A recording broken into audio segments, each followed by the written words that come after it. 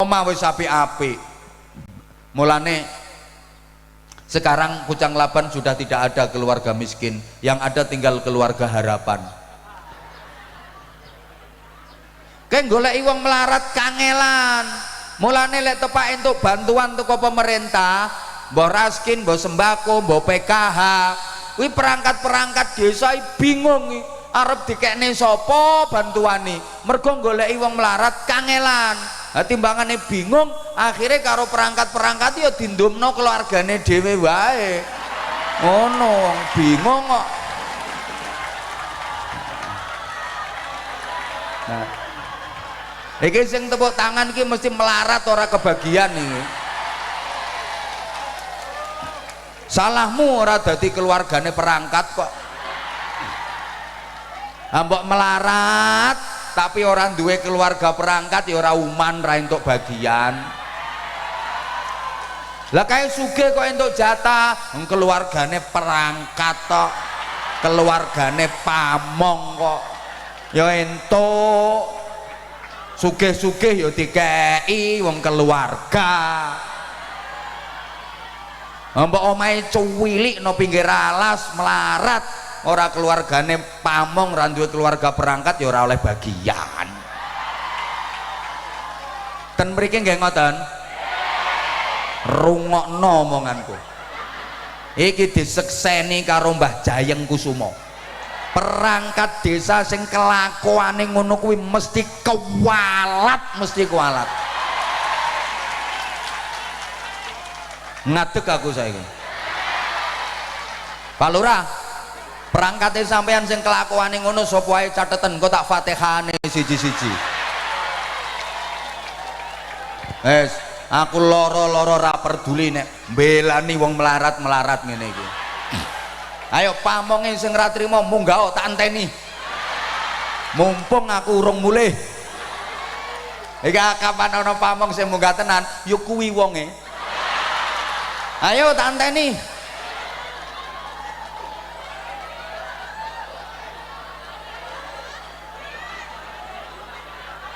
Tak baleni meneh pengumuman.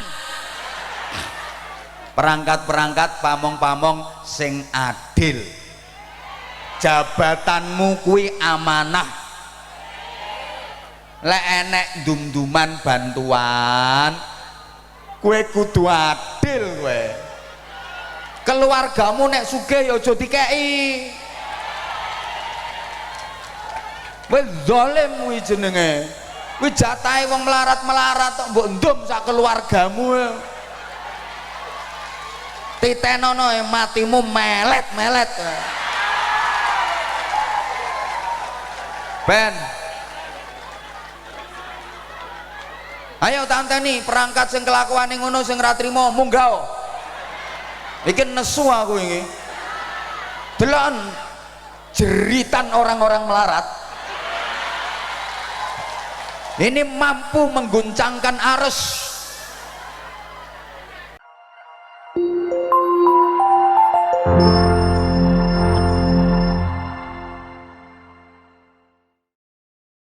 Assalamualaikum warahmatullahi wabarakatuh. Bismillah, alhamdulillah, wa ni'matillah, wa la hawla wa la quwata illa billah al-ayah ma'badu.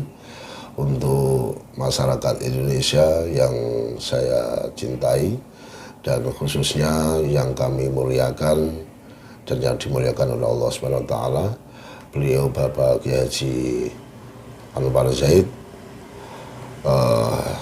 Pertama dan utama saya sampaikan terima kasih kepada Allah Subhanahu wa taala yang sudah memberikan kesehatan kepada kami semuanya dan kita semuanya yang hari ini semua sama-sama baru nonton viralnya sebuah ceramah dari Bapak Kiai Haji Anwar Zaid di Desa Dumuk Tulung Agung. Perlu saya sampaikan untuk Mbah Yai, panjenengan sudah ngendika di menit 49 sampai ke 52 yang tayang di YouTube channelnya MD Creator. Saya suka dan saya senang sekali Pak Yai sangat lugas dalam penyampaian terkait dengan BLT, BBM, PKH dan lain-lain.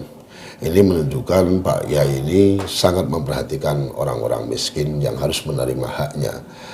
Namun perlu kami sampaikan Pak Yai bahwa kaitan dengan ceramahnya panjenengan itu tidak menyelesaikan masalah, akan tetapi tambah menyulut kemarahan dari orang-orang miskin yang belum sampai saat ini belum menerima bantuan tersebut.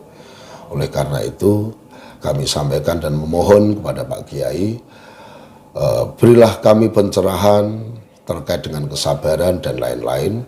Jangan menjustis perangkat desa yang dalam tanda kutip Pak Yai sebutkan tidak adil dan lain-lain. Itu hanya akan membuat kegaduhan dalam kami pemerintah desa dalam melayani terkait dengan bantuan-bantuan tersebut.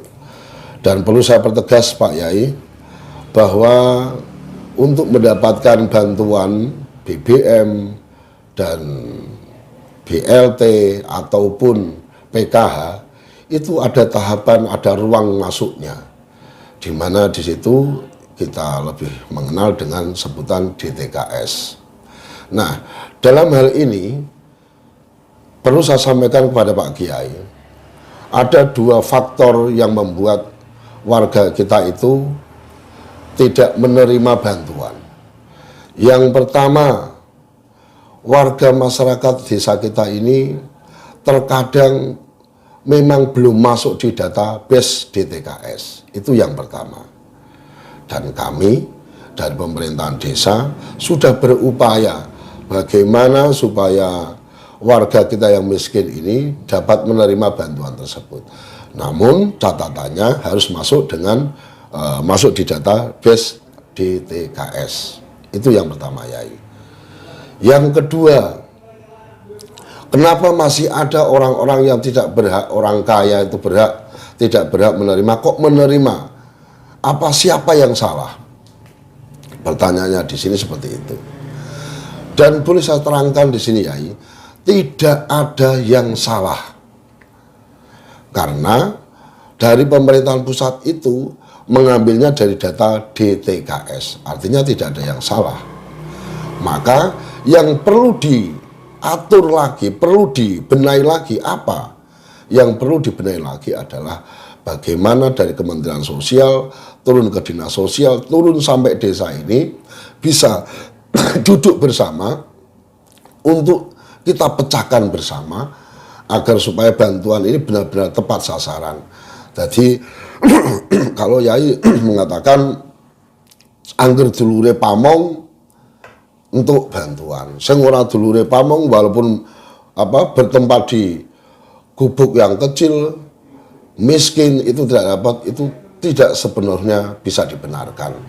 Oleh karena itu mohon maaf Pak Yai, sekiranya ceramah panjenengan ini harus mendidik, memberikan pendidikan terhadap kepada kita semuanya, karena panjenengan seorang ulama, seorang kiai, dan seorang yang sudah dikenal oleh masyarakat. Salamatul insan fi khidil lisan. Jadi selamatnya kita ini kan tergantung kepada ucapan dan kalimat kita.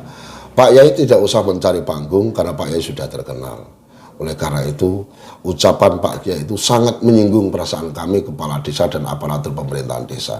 Jika Pak Yai memang mau dan kepengen beraudiensi dengan kami, dimanapun Pak Yai siap, kami akan datang. Dan coba kita adu argumentasi, kita audiensi di situ, sejauh mana Pak Yai tahu terkait dengan regulasi aturan ini. Biar terang benerang, biar Pak Yai tidak menimbulkan fitnah omongan Pak Yai itu. Karena jujur omongan Pak Yai itu membuat risau kami bagi kepala desa atau aparatur desa yang sudah bersungguh-sungguh ingin mengentaskan, menekan kemiskinan. Jadi mohon maaf Yai, dalam bahasa politik kami mengartikan Pak Yai itu seperti mencari panggung.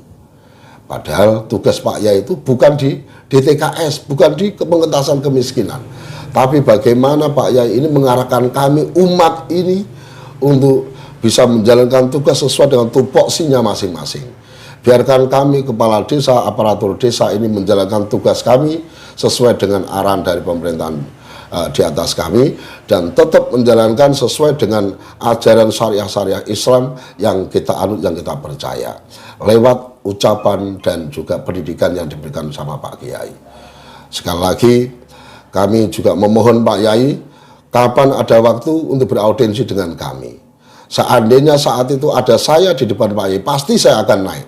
Dan saya akan kembali tanya sama Pak Yai, sejauh mana Pak Yai tahu aturan itu.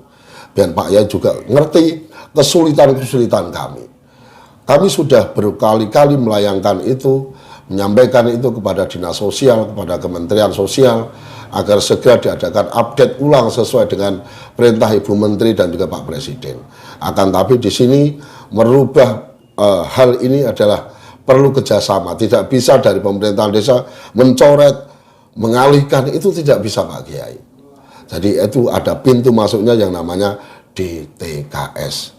Mohon koreksinya Pak Yai. Semua ucapan Pak Yai ini meresahkan kami, aparatur desa, dan ini membuat fitnah baru. Dan mulai sekarang kami mohon kepada seluruh para pendai, carilah bahan materi yang sekiranya itu bisa memberikan rasa nyaman kepada semua umat, tidak memberikan atau memprovokasi umat, dan itu tidak baik buat negara Indonesia. Apalagi panjenengan seorang tokoh, seorang ulama, seorang kiai, pastinya panjenengan lebih tahu daripada saya. Dan perkenalkan, saya M. Ramli, Kepala Desa Kunir, Kecamatan Dempet, Kabupaten Demak. Dan hal ini kami sangat keberatan atas ucapan kalimat Pak Yai. Terima kasih, dan Pak Yai bisa calling telepon saya di 081 328 878 955. Kapan Pak Yai siap untuk menemui kami atau kami yang akan silaturahim ke tempat Pak Yai, kami pun akan siap. Terima kasih. Assalamualaikum warahmatullahi wabarakatuh.